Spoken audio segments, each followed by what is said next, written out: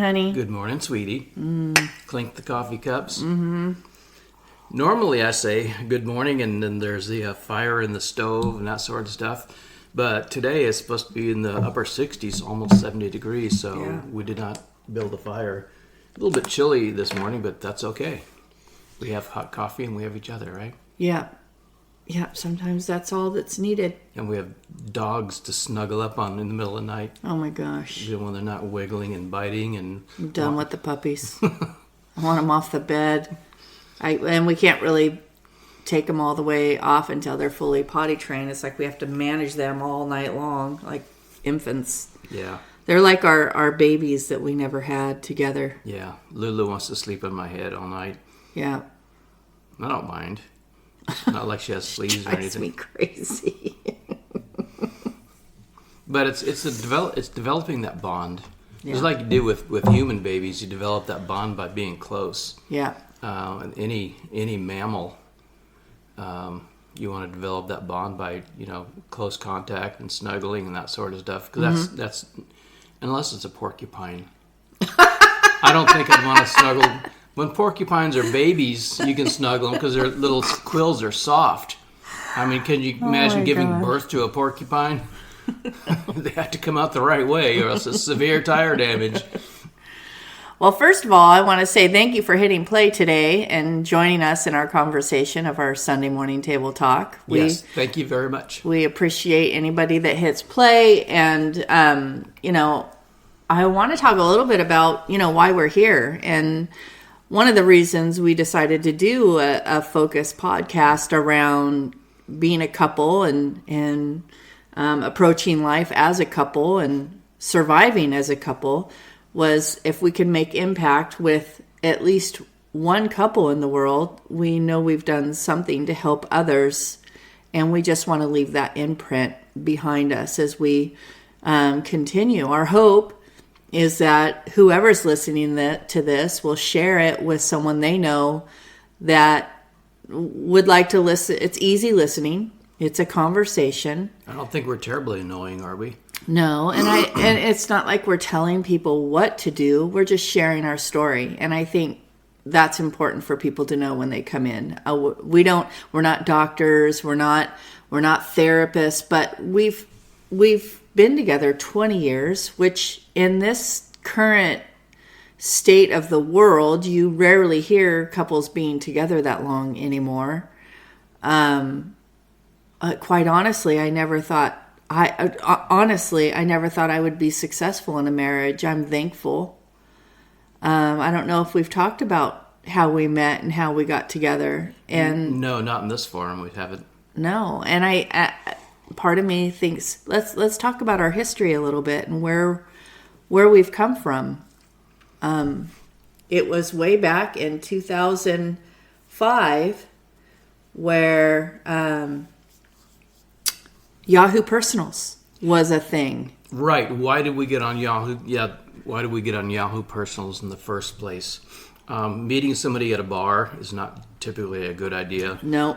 Random meeting at the grocery store can get you in trouble. People might think, especially men, women might think men are creeps because they come forward and want to start a conversation. Right. Why is he talking to me? They hide their Oh, person. It's even worse now, Yeah. especially since COVID. Men are put in a kind of a place now. If they try to, connect with a woman, that whole, what's that called? The women that, every man has done something horrible, men just don't stand a chance. And it's kind of sad where we've placed men in this whole situation. I can't really say that it's feminism because feminism basically means women are strong, women are equal, and that is a positive thing. I'm not sure what you would call it, where women place all men in a category. Bigotry? I don't know. That's what you do when you pigeonhole somebody and lump people together. But it's been it's really tough for women, especially if they're single women, to find a soulmate because they're trying to protect their children at the same time while trying to meet that need of being in a couple relationship. For me, I wasn't planning on dating. I was just going to raise my children and be alone. I had been by myself prior to. I'm on my third marriage. My first marriage was to my high school sweetheart. We graduated high school together. We had our daughter, and it just became unraveled. That's all I really want to say about that. So that's a whole nother, that'll be in my book. Yeah. It'll be in my book. So when you purchase the book, you can read all about that story. And then I was by myself for quite some time after that. Had my second daughter through a kind of a fling relationship, and then was by myself for close to 12 years. And then I had a minute with an ex-boyfriend. We got married because we thought that's where we were going. Come to find out, that person was very toxic. And well, people come into your life for 3 reasons, right? That's right. What are they? They come into your life for a reason, or for a season, or for a lifetime. And so after the toxic relationship, I was kind of done. I'm like, okay, my picker is broken. I am. Well, you didn't have good examples growing up, as I understand. Yeah. My friend Danielle, who was living at our house at the time as a roommate, paying rent, helping me get by with my children because it was tough being on my own. And as an early educator, you don't make a lot of money. So she was doing Yahoo Personals, and she decided to put me up as a Yahoo Personal and started telling me I was getting likes and all these things. So I got on there, and I had no idea. I wasn't really in that. I mean, technology was just really taking off at the time. Sure, I didn't even have a MySpace account, which that was what everybody had back then, was a MySpace account. And so she's the one that kind of pushed me in that direction. And yes. So she set up the account without you really knowing at first. Well, I think she had asked me for a picture, and I kind of knew what she was doing, but I was ignoring it. I guess you would say. I still have that picture. I was avoiding it. I know you do. I had bangs then. Mm-hmm. You look like a little kid. Yeah. Well, that could be dangerous, you saying that right here, right now. Yeah. You don't really want to go down that rabbit hole. Anyway, so then what was going on in your end? Okay, well, my first marriage lasted 20 years. We're still friends. We don't communicate very often, but we're still friends. We had 3 children together. The oldest, Ben, he's turning 40 this year, in actually next month he's turning 40. Crap. Lordy, Ben is 40. So that makes me, what, 45? That's weird. Well, that can happen. No, it can't. Oh. Not at all. Okay, but we do have our middle daughter, Emily. She has 2 kids, and Janetta, she has a dog and a boyfriend who's in the Navy. They might get hitched pretty soon. Who knows? Anyway, that relationship ended in 1980. Kind of dates me a little bit. And I was in another relationship after the divorce. I'm sorry. Okay. The divorce was in 2000.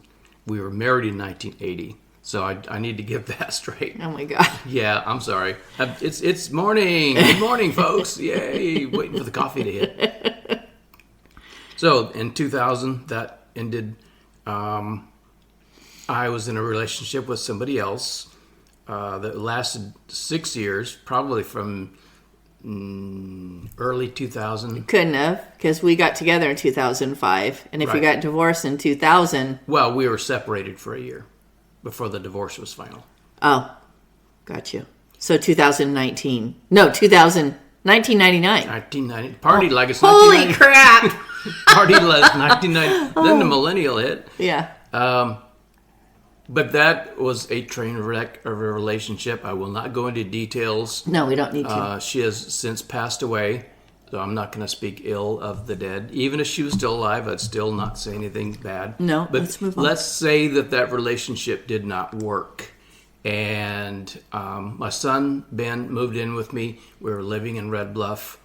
And he suggested, well, what if, you don't want to go to a bar to find a girlfriend? And he was aware of the dating situation. He was 18. So he was, he was older than that, wasn't he? In 2005. I'm not going to do the math. No, let's just get the story. Okay. I don't know. Go down the rabbit hole, as I often do. But in 2005, he suggested, well, why don't you go on Yahoo Personals? Because that was the thing then. It was the very first dating, because there was also the Yahoo Chat. People were heavy into Yahoo Chat, where you were conversing. It was like an early social media, very early social media, where you can get into a chat room and converse with somebody, all around the world. There were people getting on there. But I started looking on Yahoo Personals, and your picture, I put in my preferences, what I was looking for. I had my own bio on there about, long walks on the beach and roasting marshmallows. And it's true. Yeah. Those are things you love. And I had a picture of my cat at the time. Spooty. Yeah. Great big kitty it was a tortoise shell. Had the big spot on his side. Yeah. His name was Spot, but we call him the Spooty. Yeah. But I had that picture on there and other pictures of me. And your picture and your name and your profile kept popping up as a good match. I go, this is too easy. I kept looking. And I said, well, what the heck? So I sent you a message, and you were resistant at first. Kept pushing me off. Yep. Like you pick up a wild cat and it goes, and it scratches the shit out of you. And that should have been your first clue. It was scary for me. Yeah, during that time. I can only imagine what it's like. For the dating scene then was difficult. Now I can't imagine what it's like now. I certainly don't want to go through it. I don't want to go through it again. My heart goes out to those that are out in that scene. And if you're one of those people, open your mind up to other options. I think it's important that we're not, the place in which we find someone needs to align with our values and beliefs. So, for example, being healthy in life and being, if you're a Christian or whatever your religious belief is, you would want to find someone that aligns with those things. And it doesn't have to align perfectly. It just has to be, for example, when we first got together, I was trying to, kind of put my life together at the time. And so we didn't buy soda and bring it into the house, for example, because being healthy was really important to me. And I never bought soda for my kids when they were growing up. But when we got together, you were on a 6-pack of soda a day. 6-pack of Dr. Pepper and Hot Pockets. That was your meal. And so right away I was telling you, well, that doesn't really work for me. That kind of does not align with, and we went over our list together, what we were looking for in a relationship. And you had a list and I had a list, and we shared our list together, and we had lengthy conversations around those lists, and lengthy conversations that would last sometimes into the 1, 2, 3 o'clock in the morning online through that platform. And we talked about things that were intimate. We talked about things that were important to us, that maybe we wouldn't have had that conversation if we just met personally out and about. Right. Because like in the produce section of the supermarket. Right. You don't have those conversations, and it takes years to get to what we got to in that platform. We talked about what we wanted in life. We talked about those things, and we had hard conversations. We talked about deal breakers too. We talked about deal breakers, and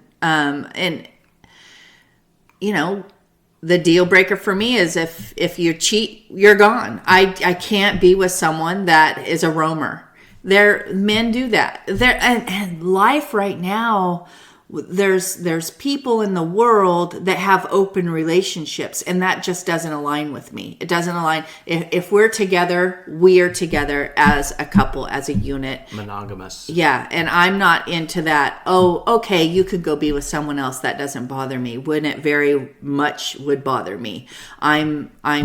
We were clear about that from the beginning. Right, not throwing shade on people who have those types of relationships. Right. It just wouldn't work for us. Right. If it works for other people and they make it work, fantastic. Whatever floats your boat. We're not here to judge, but we know what works for us individually as a couple. So we talked about that. We talked about drugs and alcohol. Being in recovery now for 28 years. High five to you. Thank you. I can't be in a relationship with someone that's smoking doobies, you know? I can't be in a relationship with someone that's pushing any type of substance at all.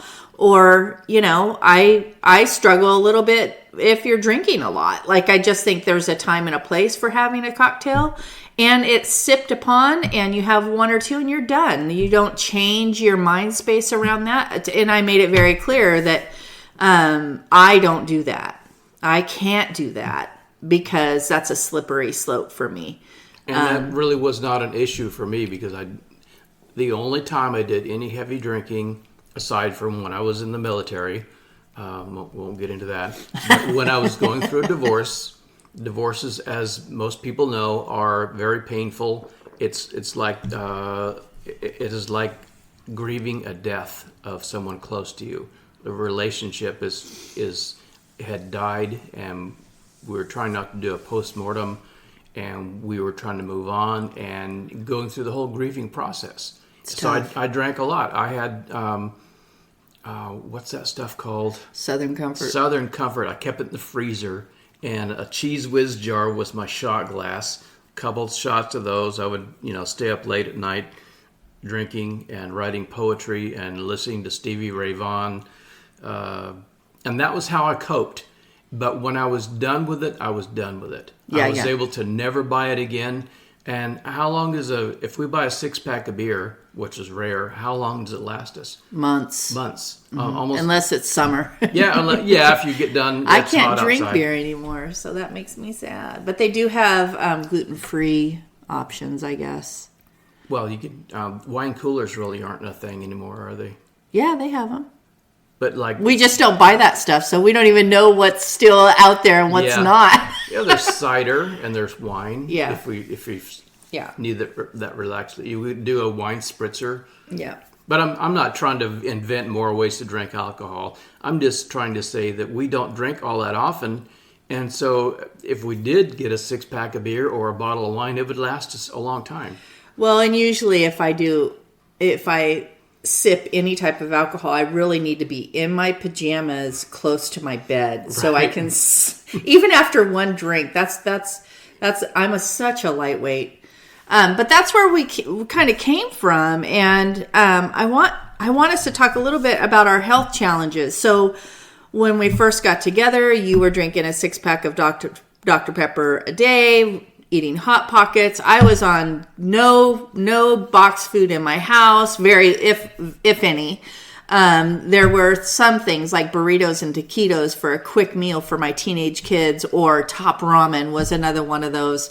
My kids were, they drove it sometimes as far as they were teenagers. So I would buy things that they could have when they came home that's quick for them to cook while I was at work. I was full-time at the time. I was a site supervisor for a Head Start program.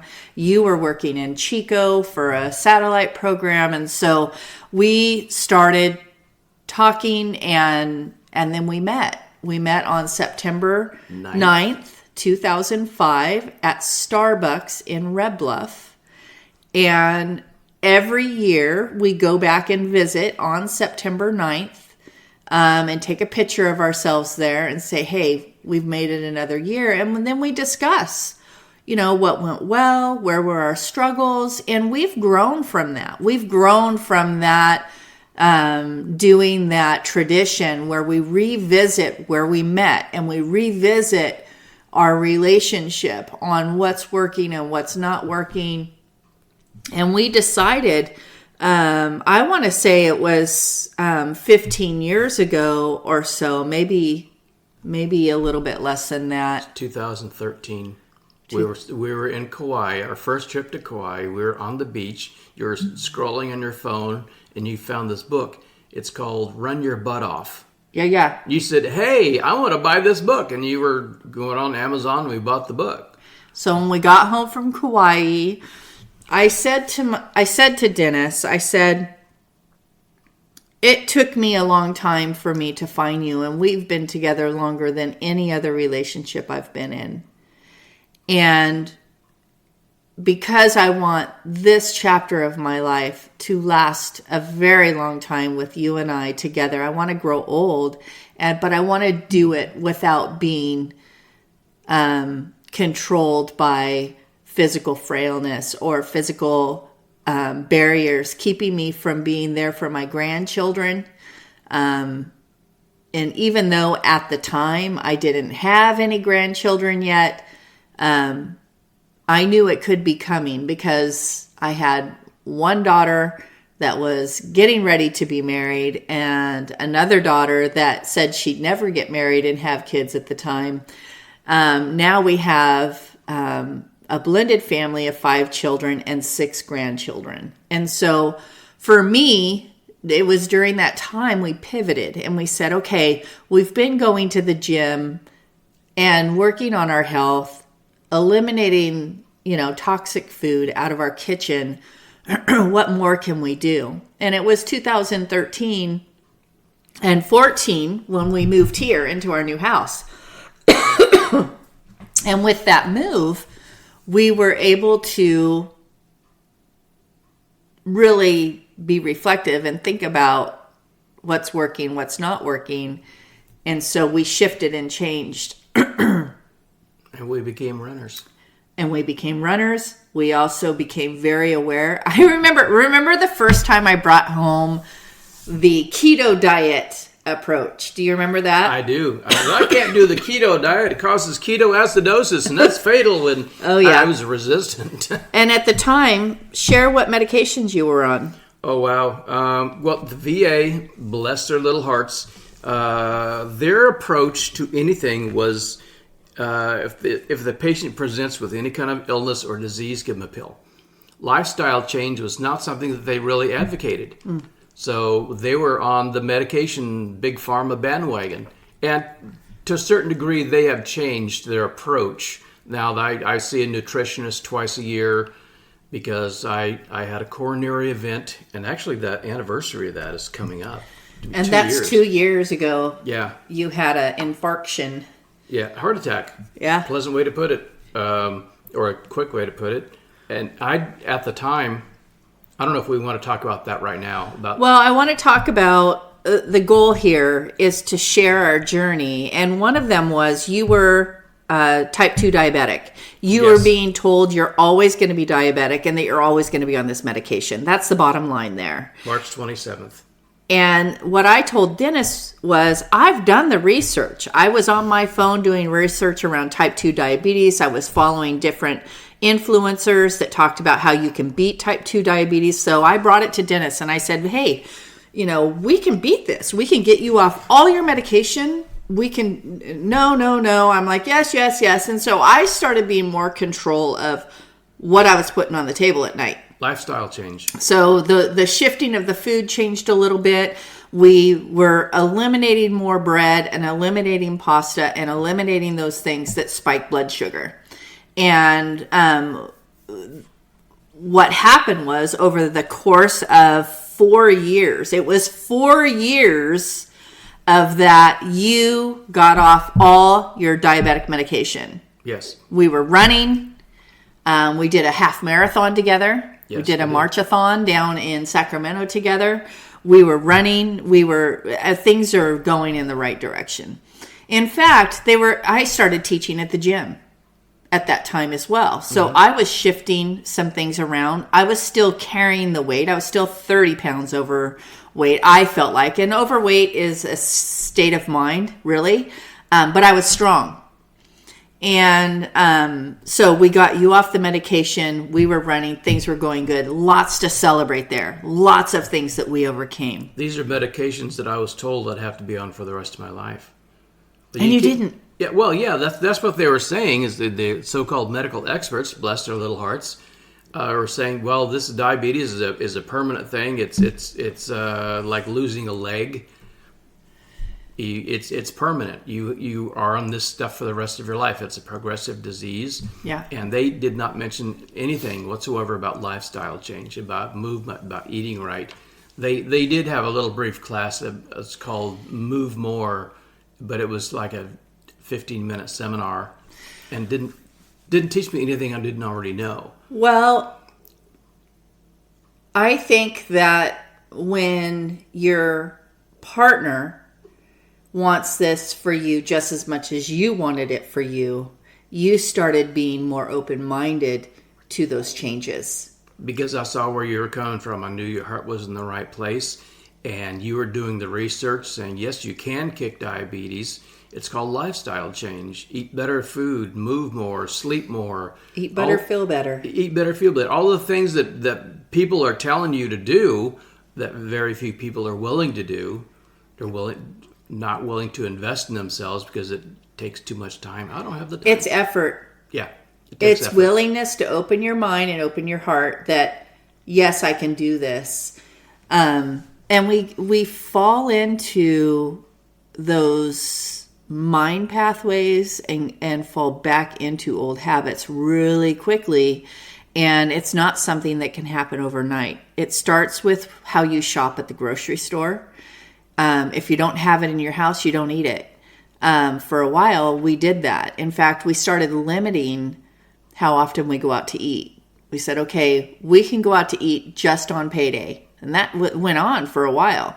So on payday, we enjoy ourselves, go out to eat wherever we wanted and have whatever we wanted to eat. But what was in our house was focused on healing, focused on healthy, focused on good nutrition and things that we needed. And we still live that way. I still am always moving towards healthy for the stuff that's in the house.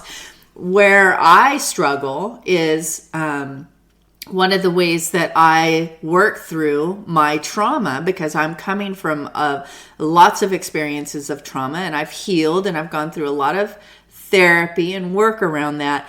I'm a very oral person. So the way I work through some of my trauma is I comfort myself orally, and that could be what I eat is crunchy or flavorful, or I remember as a little girl, You're texture driven. I'm very texture driven, so I would chew on my hair, which is so gross. I remember doing that as a little girl, or I chewed my nails. I'm very oral, and so everybody that's been through trauma has a physical way that they work through things. And there's, physical, it could be a physical thing. It could be a visual thing. It could be what you listen to and how you take in information. Everybody has a different way that they work through any type of triggers they have. So for me, when I get simple stressors in my life, I start moving towards something oral. I need something crunchy and salty, or whatever it is. And I've learned that, oh my gosh, that's my trauma response to that, which we're going to talk more about trauma in a different podcast. But I just want to say, through our lifestyle changes, it's become very apparent to me on how we've gotten to where we are, but where we're going to go. And just in the last 10 years, we've made marked progress. In fact, before COVID, I felt like 2019 was a pivotal year. I had 15 more pounds I wanted to lose, and I was impatient. And so I got onto this diet program that was all packaged foods. Can we say it? Optavia? Yeah. And I'm sorry, it's nothing personal against them. They help a lot of people. Their foundation of eating and movement and all that is there, but it was the packaged foods. But I lost substantial amount of weight. But I also lost a substantial amount of muscle, and it's also, aside from being highly processed, prepackaged food that you have to buy from somebody else, because that was your entire diet was stuff that they have, and this stuff except at night I had what we cooked in our. But it's the whole diet mentality, right? And so what we've learned since then is we. Currently, in the past year, we've moved away from the diet mentality the best that we can. I still have old tapes that play in my head about being on a diet. I have, and we'll put this in the notes, the website where we follow Jason Seib. And he talks about we got to get out of the diet mentality, and we need to focus on our mindset. We need to focus on stop beating ourselves up, stop ruminating and self-deprecation and, social comparison and all those things. We'll share that in the notes. Feel free to go check out Jason's website. He's amazing. But we have really gone in a whole new direction this past year. So the goal here that we want to talk about is, it is ever changing being a couple. And we do it together. There's a lot of couples that don't have the support of a husband that climbs on board with these things with the wife. And I just want to say that out loud to you. I just appreciate you so much. And you even said to me, you keep going from diet to diet and you don't stick to anything. And I was doing that. 100% I was doing that. I was looking for a quick fix. I was looking for something to help me at this moment because I was feeling horrible about myself. I was going through menopause. I had a lot of hormones going on. And then when we found Jason Seib, I don't weigh myself. We threw the scale out of the bathroom, or I just don't weigh myself. We use it to weigh puppies now. Yeah, we weigh the puppies now. But I focus on moving my body, getting to the gym at least twice, sometimes 3 days a week to push some weights. I think about going on a walk into the fresh air. I think about taking good care of myself in the morning, doing some, 5 or 10 minute meditation to get my looking at the texture of my mind and my thoughts and learning to control that. It's helped me be calm. It's helped me make solid decisions at work. I also am really picky on who I hang with. I don't want to hang out with people that are constantly in the pessimistic mindset. I am very optimistic, overly optimistic. Ask my previous colleagues when we would hire people in the field, I'd always give everybody a chance because I was optimistic they'd do amazing things. And it didn't always work out for me. And they'd always say, I told you so. That wasn't very nice. But I get it. I understand it. But as a couple, you've always supported me. And you climbed on the bandwagon with Jason with me. I shared with you his website and his YouTube videos and his other videos that he has. Share a little bit on why did you do that? What made you climb on board with me? Well, I saw where this was going, and I've been reading books on psychology, trying to figure out what makes people tick. Because it's sometimes human behavior, I'll say it again, human behavior is baffling to me.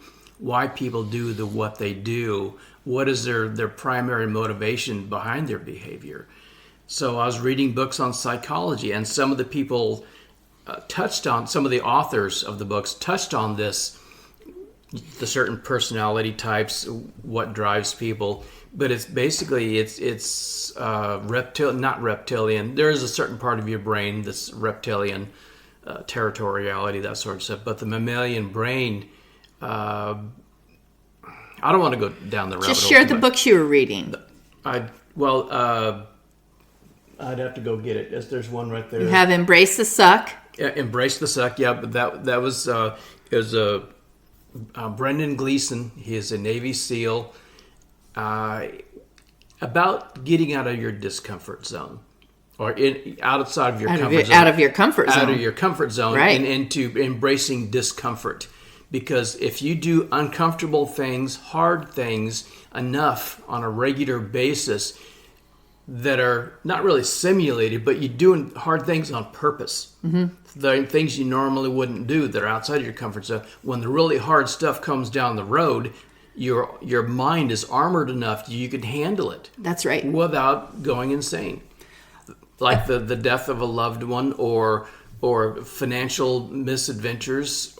Anything like that, when this really hard stuff, because life will throw some hard stuff at you, when it comes along, you're better able to deal with it.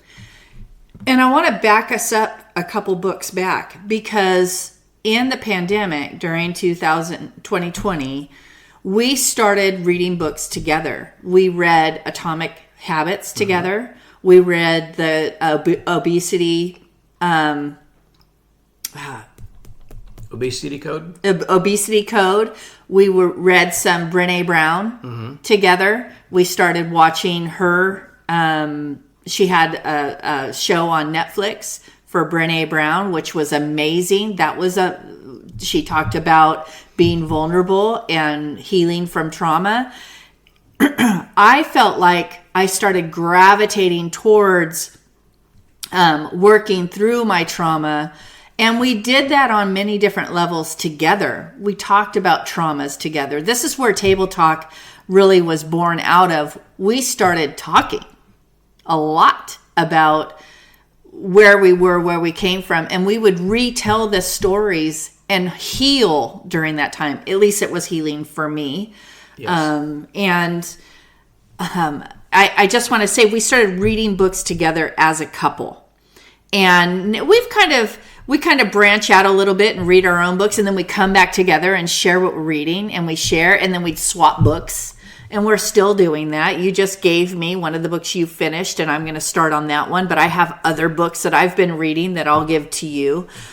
Jason Seib wrote a book called Body Beliefs. We'll put the Amazon link in the notes below, but it's an option for those that are in that diet mentality that need to pull out of it. It's about mindset. Because it's about mindset. It's not about, eating 800 calories a day to get to where you want. That's not healthy. It's not healthy. And all the diets that you try have that dieting mindset. And what we want to do is we want to focus on habits. We want to focus on routines and what we think of ourselves, and know that we're worth it. That every day that we go outside to walk, that I need to talk and walk and take care of myself first, and practice what I'm preaching about how to have good self-care, and put the oxygen mask on myself first, and then look outward to how to help others. I can't help others if I haven't first taken really good care of myself. And that was a shift for me with Jason Seib.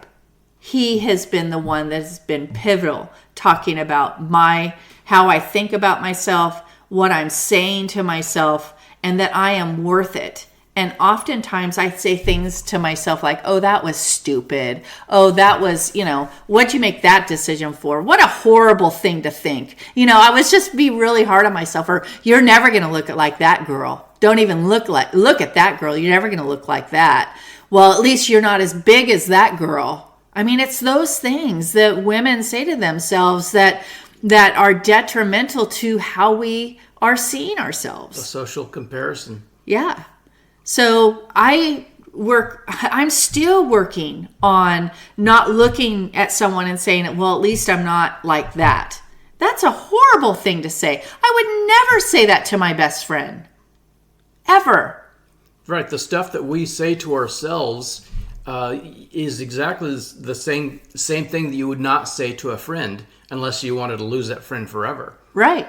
So I've been practicing catching myself when I think that way and say, what I need to say is, she's battling the same thing I am. We are battling the same thing, and most of it's a hormonal issue. And I am not fat. I just have some fat, and I'm working on that. But it doesn't mean I'll have it done by next week. It means that over a period of time of me having good self-care, that everything will come into alignment. Everything will follow. As a byproduct. Not the end goal. That's right. One of the things that Jason does talk about is why people quit. Why, when they start something, a diet, exercise program, they get a little ways into it, then they give up. Why do people do that? And a lot of people don't even know why they do it. They were coming to Jason saying, Jason, I was doing so great. Why did I quit? Then he started going down that road of finding out, well, why do people quit? It's because their primary motivation was wrong.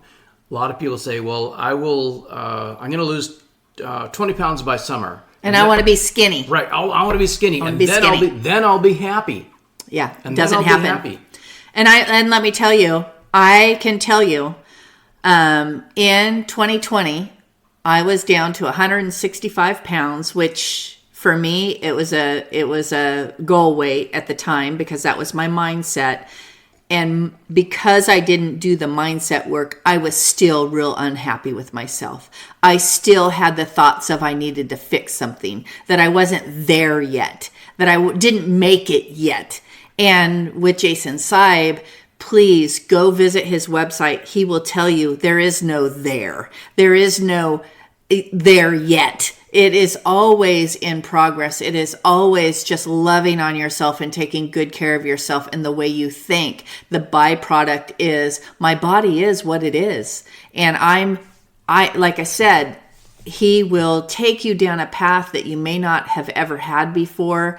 But Mel Robbins talks about this. A lot of other specialists are talking about the importance of just moving your body. It doesn't mean you have to go to the gym 7 days a week and do HIIT programs. That is not going to solve your problem.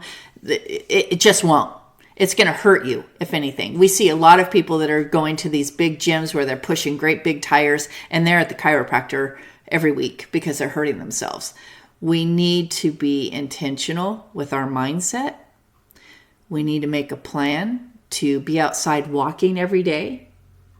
We need to think about the things we're thinking and get that in line first. Everything else will come. One of the major things that he touches on, I know we talk a lot about Jason Seib, but he's been a big influence. I would like to get on his website or even his Facebook page and let him know. I don't have some of the issues that some other people do. I don't have to lose a whole tremendous amount of weight, but that's never should not be your goal in the first place. But one of the things that he touches upon is if you're running away from suck, you won't get too far. That's right. But if you're running towards awesome, that's right. That will take you to the end of your days. And hopefully at the end of your days you'll still be healthy and running up and down stairs 2 at a time. Mm-hmm. And being able to still make those physical movements like you were 30 years old. But running away from suck and running towards awesome, again, 2 different things. Unfortunately, some people don't know what awesome is like. Some people have difficulty investing in something that they can't see. They don't. Jason says, okay, imagine you're living your most awesome life. Great, Jason, you're already there. That's wonderful. But some people have never tasted awesome. I've been fortunate enough. I have periods in my life prior to this I knew what awesome felt like, what fantastic felt like, what healthy and happy, and of course happiness is not an end goal. It's a skill. It's not something you go seeking. It's something you develop within yourself. You build it within yourself. But I guess there's another author that I'm reading. It's called Can't Hurt Me. David Goggins. He's another Navy SEAL.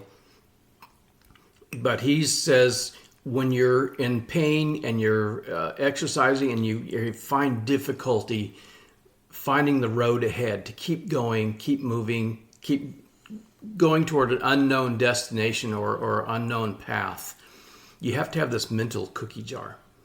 Because you remember when you went to your grandma's house, grandma always had cookies. She had this favorite cookie jar. You pulled the lid off and you fished around in there for your favorite cookie. You pull one out and you savor it. This is the most awesome cookie ever. Every time I go to grandma's house, grandma has cookies and they're awesome. And they make you feel so warm and gushy inside and so happy.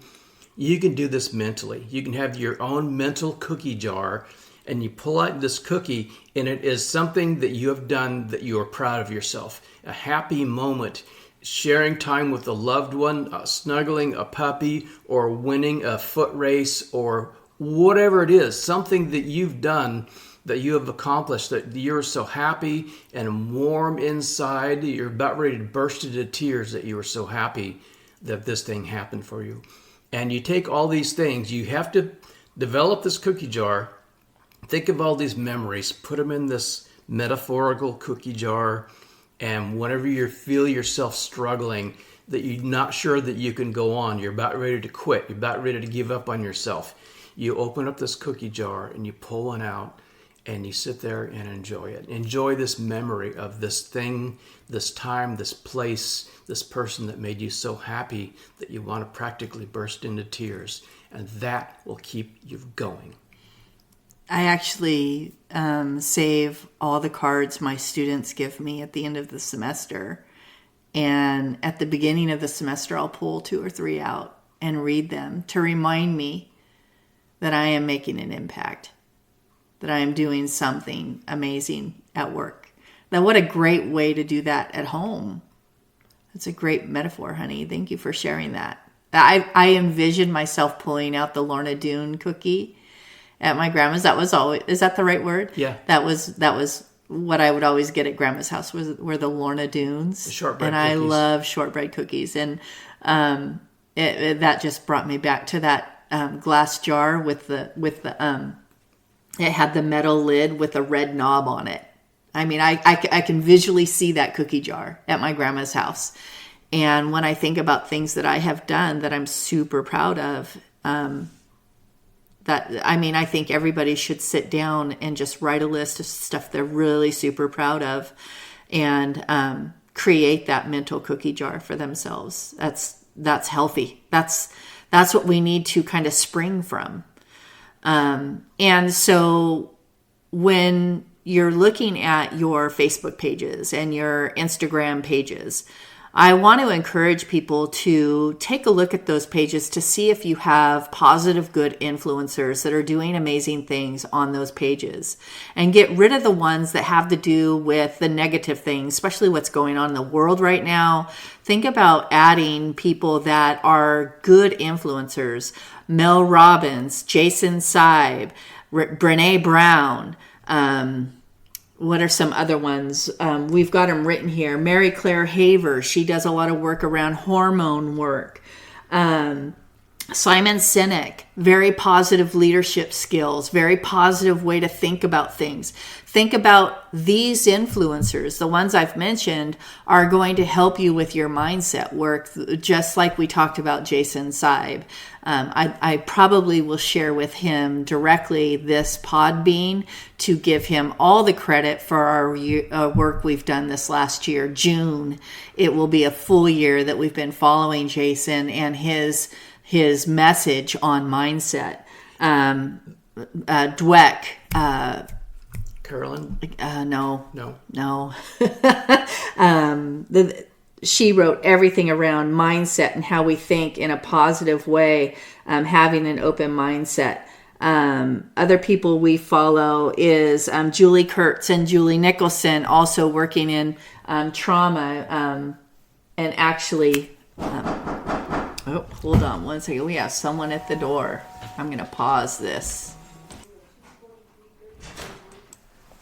So So what we want to finish our podcast on after our really good interruption that we had at the front door, but I want to finish it with sharing the importance of following people that are not coming from the me culture, that are more focused on helping others, which is what we hope to do. We want to offer any tools that we've done to help others. We want to make a difference. Like I said from at the beginning of the podcast, if we can help at least one couple have a successful relationship and move in the direction of health and self-care together as a couple, that is our goal.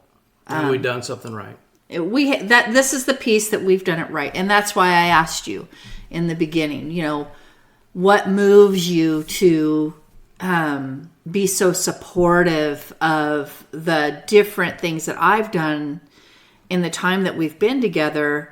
You've supported me 100%. And I think as a couple, I've tried my best to, when you do something, I support you. If you need things for your health and you have something that you need, I support that. And we rarely tell each other no. We rarely say, oh, no, don't do that. You can't get that. You can't have that. We budget. We've talked together on our budget, which that's going to be our next podcast, where we talk about how we move through our financial well-being and our relationship with our money. But for the most part, we support each other.